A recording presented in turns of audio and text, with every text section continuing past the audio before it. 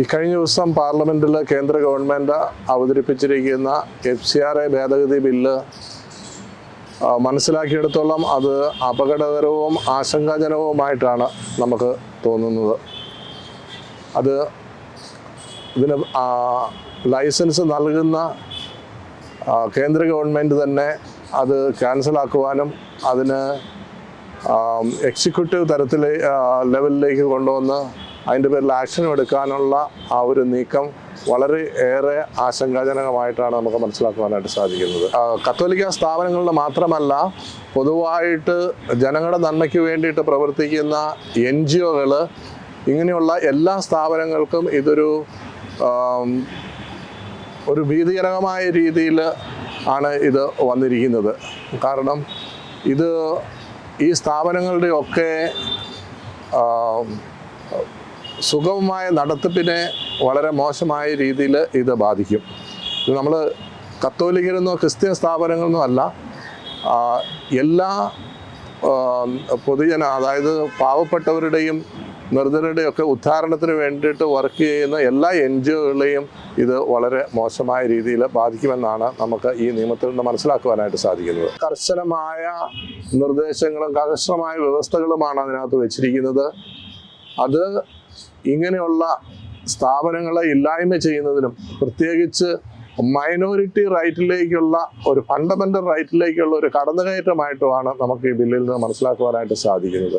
അതുപോലെ തന്നെ നമ്മുടെ FCRAകളൊക്കെ നമ്മുടെ പല സ്ഥാപനങ്ങൾക്കും നഷ്ടപ്പെട്ടിട്ടുണ്ട്. അതൊക്കെ വെറും ചെറിയ നിസ്സാര കാരണങ്ങളുടെ പുറത്താണ് ഇത് നഷ്ടപ്പെട്ടിരിക്കുന്നത്. ഇതിനൊരു പ്രത്യേകമായ ഒരു ക്രൈറ്റീരിയ ഒന്നും ഇതുവരെ അങ്ങ് തന്നിട്ടില്ല. അത് അതായത് ഗവൺമെൻറ് അല്ലെന്ന് വരില്ല, ഈ ഡിപ്പാർട്ട്മെൻറ്റ് അവർക്ക് എങ്ങനെ തോന്നുന്നു അതനുസരിച്ച് അവരങ്ങ് ചെയ്യുന്നു എന്നുള്ളതാണ് നമുക്ക് മനസ്സിലാക്കാൻ സാധിച്ചിരിക്കുന്നത്. പ്രധാനപ്പെട്ടതായിട്ടൊരു പ്രത്യേകിച്ച് ഒരു ക്രൈറ്റീരിയ ഒന്നും ഇതിലില്ല ഇവർ FCRA ക്യാൻസൽ ആക്കുന്നതിൽ.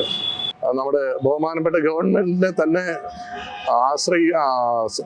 സമീപിക്കാനായിട്ടാണ് നമ്മൾ ആഗ്രഹിക്കുന്നത്. കാരണം ഗവൺമെൻറ്റിനോട് കാര്യങ്ങൾ പറഞ്ഞ് മനസ്സിലാക്കി കൊടുക്കുവാനും ഇത് നമ്മൾ ഏത് തരത്തിലാണ് നമ്മുടെ പ്രവർത്തനങ്ങളെ ബാധിക്കുന്നതെന്നും ഗവൺമെൻറ്റിനെ മനസ്സിലാക്കാനായിട്ട് പരിശ്രമിക്കണം എന്നുള്ളതാണ് നമ്മളുടെ അടുത്ത നടപടി. NGOകളും നമ്മളെല്ലാം വളരെ സുതാര്യമായ രീതിയിൽ തന്നെയാണ് പ്രവർത്തനം. എങ്കിലും അക്കൗണ്ടിങ്ങുകളിൽ മാനുഷികമായ രീതിയിലുള്ള ചില എററുകളൊക്കെ സംഭവിക്കാം. അതിൻ്റെയൊക്കെ പേരിൽ FCRA നിർത്തുന്നു, അത് ക്യാൻസൽ ചെയ്യുന്നു. അതൊക്കെ ചെയ്ത് കഴിഞ്ഞാൽ സ്ഥാപനങ്ങൾ ഗവൺമെൻറ് ഏറ്റെടുക്കുന്നു. അതൊക്കെ ഒരു തരത്തിൽ പറഞ്ഞു കഴിഞ്ഞാൽ ഒരു ഹിഡൻ അജണ്ടയാണെന്ന് തോന്നുന്നു. കത്തോലിക്ക സഭയുടെയോ അല്ലെങ്കിൽ ക്രൈസ്തവ സ്ഥാപനങ്ങളുടെയോ മാത്രമല്ല, നമ്മളത് അങ്ങനെ അതിനെ കണക്കൂട്ടേണ്ടതുമില്ല. ഈ FCRA എന്ന് പറയുന്നത് രാജ്യത്തെ എല്ലാവിധ NGOകൾക്കും, ഇൻക്ലൂഡിങ് നമുക്കറിയാം ക്രൈസ്തവരുടെ മാത്രമല്ല, പല മറ്റ് മതത്തിൽപ്പെട്ട ഹിന്ദു മതത്തിൽപ്പെട്ടവരും പല ആൾക്കാർക്കും FCRA ഉണ്ട്. അവർ NGOകളായിട്ട് പ്രവർത്തിക്കുന്നുണ്ട്. ഏറ്റവും കൂടുതൽ ഈ FCRA ഫണ്ട് ഉപയോഗിക്കുന്നത് മറ്റ് മതങ്ങളിൽപ്പെട്ട, പ്രത്യേകിച്ച് ചില വിഭാഗങ്ങളിൽപ്പെട്ടവർ അത് ഉപയോഗിക്കുന്നുണ്ട്.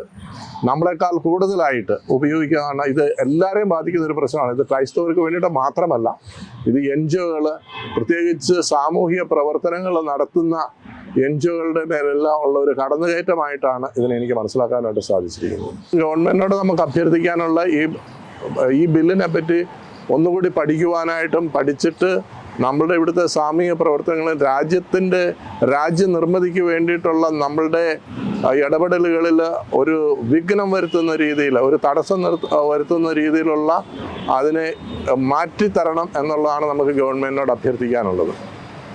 നമ്മുടെ ഗവൺമെൻറ് ആണെങ്കിലും രാജ്യത്തിൻ്റെ നിർമ്മിതിക്ക് വേണ്ടിയിട്ട് ആണ് കഷ്ടപ്പെട്ടുകൊണ്ടിരിക്കുന്നത്. നമ്മളും രാജ്യനിർമ്മിതിക്ക് വേണ്ടിയിട്ടാണ്, ഗവൺമെൻറ്റിനോട് സഹകരിച്ചാണ് നമ്മൾ പ്രവർത്തിക്കുന്നത്. അപ്പം അങ്ങനെ പ്രവർത്തിക്കുന്ന സാഹചര്യത്തിൽ ഗവൺമെൻറ് ഉണ്ടാക്കുന്ന നിയമങ്ങൾ അത് സാധാരണ പൗരനോ അല്ലെന്നൊരു സാധാരണ നമ്മുടെ സാമൂഹ്യ പ്രവർത്തനങ്ങൾ നടത്തുന്ന NGOകൾക്കോ സ്ഥാപനങ്ങൾക്കോ ഒരു തടസ്സമായി വരരുതെന്നുള്ളതാണ് നമ്മൾ ഗവൺമെൻറ്റിനോട് അഭ്യർത്ഥിക്കാനുള്ളത്.